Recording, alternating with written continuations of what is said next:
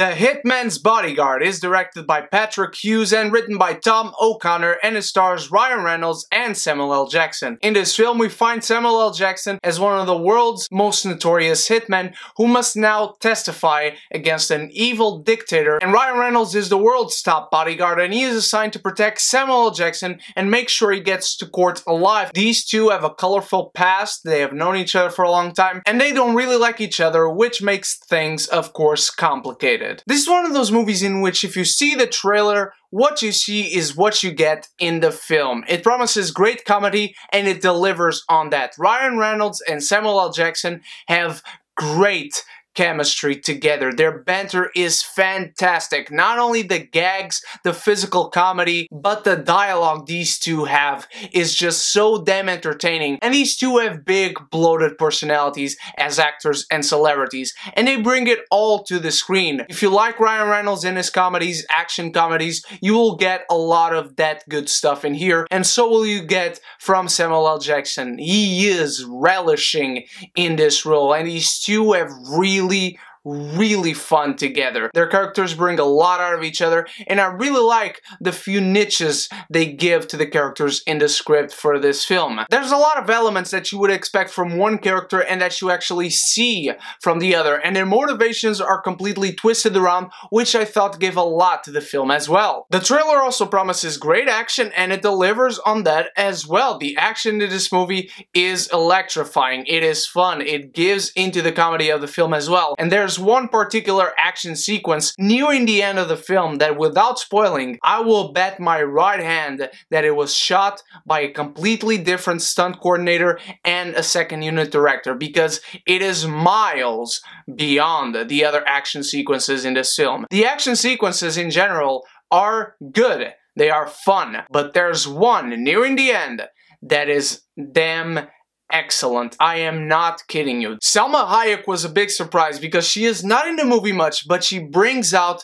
the biggest laughs. My audience was roaring in laughter, me included, whenever it was about her character. She is in prison as well in the film, but there's a few flashback sequences that, along with other stuff that her character says and shows and does in this film, that is just a laugh riot. I loved Salma Hayek in this film. She really was the best part as far as the comedy is concerned, and this movie does have great comedy in general. But this movie does have a lot of baggage, unfortunately. It has Gary Oldman for a villain who I had no idea was in this movie, and his whole performance and also character are from a completely different film. His performance is like his character in Air Force One.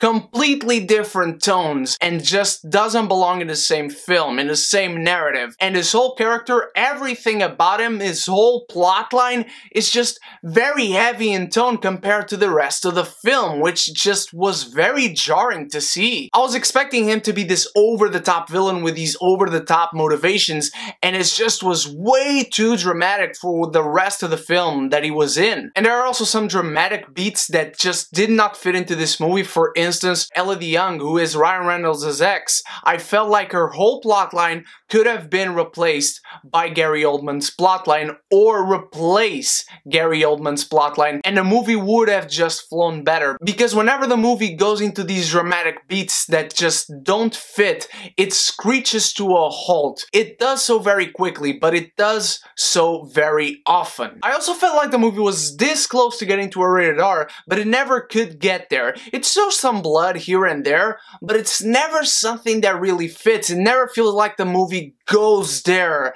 100%. And I didn't go to this movie to see spectacular visual effects, but there are some very weak spots, and I mean The Mummy 2 weak spots in terms of the visual effects department in this film. There's one in particular at the very end of the film that I was like, someone either didn't get paid or just got mad at the studio for some reason, because that was completely not giving a shit. It's a simple movie, and if you see the trailer and you like the trailer, the movie does offer all of that it promises you in the trailer. But it does feature a lot of baggage. It's like meeting this very hot and beautiful girl, and she's amazing on the sack, so there you go, you have what you wanted. Then you find out there is so much baggage come with that it does really diminish the quality of the film in general. The Hitman's Bodyguard is not a bad movie. I did not hate it. If it comes on TV, I will watch it because I really enjoyed the good parts of this film. Very funny, super uber action-packed in a good